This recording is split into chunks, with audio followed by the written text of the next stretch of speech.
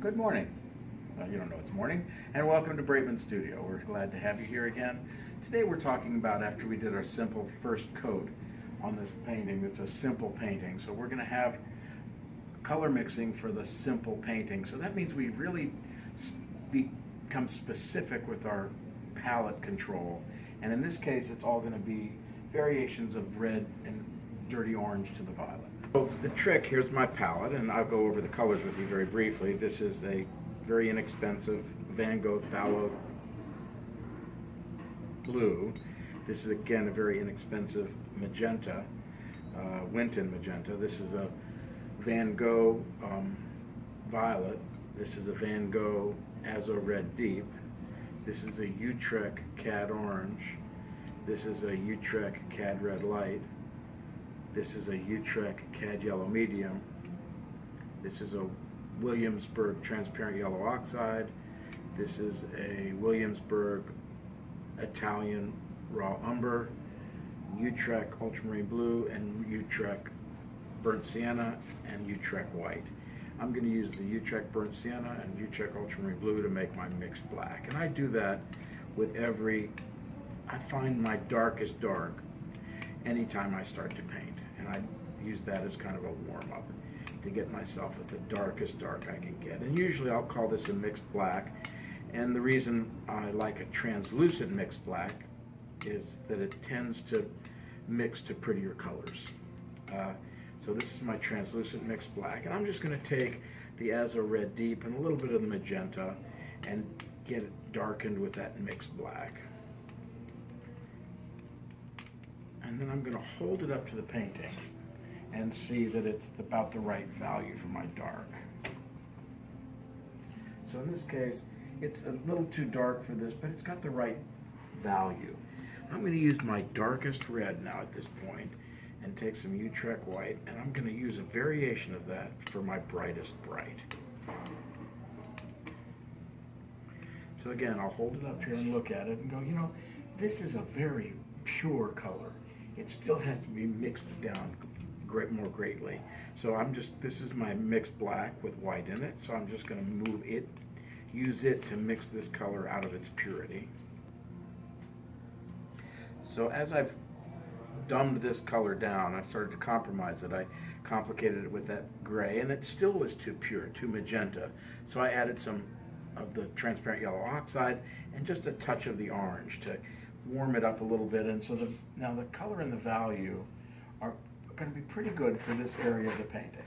It's still a tiny bit too pure, but I'll be able to deal with that. So I'm going to take half of this, add some more white to it, and let's take it out of its color range just a little bit more. So this time it's a little more of that yellow oxide. And then I'm going to hold it up again and make sure it's right. And I'm going to take some of this off to the side and add some of that raw umber and white. So every time I'm adding one of the pure colors, I add a little white to get it back to the correct value. And now I've got 3 or 4 of these colors. That's dead on to that color. They're pretty close to the values that are here. So I've got my values for the background just to complicate it. I'm going to take, again, it looks like in order to make this work, I'm going to take just the raw umber and the white to make this off-white kind of a beautiful gray. They're going to use both for the sky and for the water. So that's just the Italian raw umber and Utrecht White. So this is the Utrecht White with just the Italian raw umber, and this is the Utrecht White with the Italian raw umber and a touch of the violet. And I'm going to use this for my lights. These are my midtones, and this is the beginning of my darks. This was my basic mixing color, but I'm not going to use that. It's awfully pure compared to these softened colors. So when I get to my jewelry at the end of the painting, I may use this.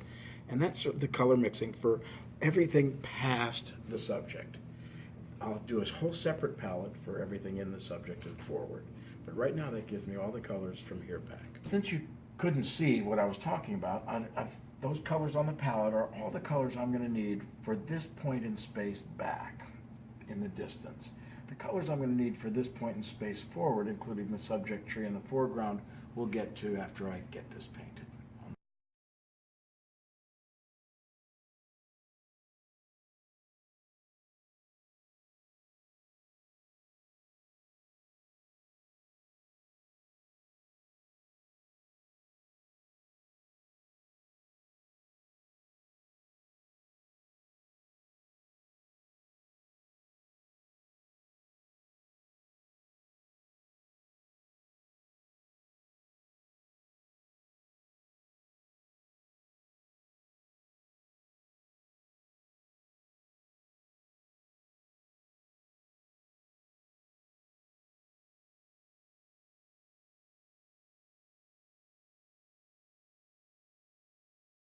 We're back at the studio, and I've done a quick layer on this background. You notice one of the ways that a simple painting becomes interesting and complicated is a very simple palette, but very intricate layers of application, so that the application becomes the subject.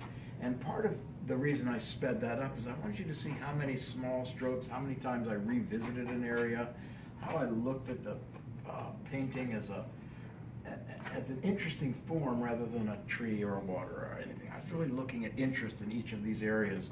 And the more interest I can put into each shape without really diagnosing how it was done, the more interested the viewer is going to be. And you also notice that I didn't try to save any of the tree in the process of painting the background. If it gets covered, it gets covered. It adds interest. If it doesn't, I'll come back and find it.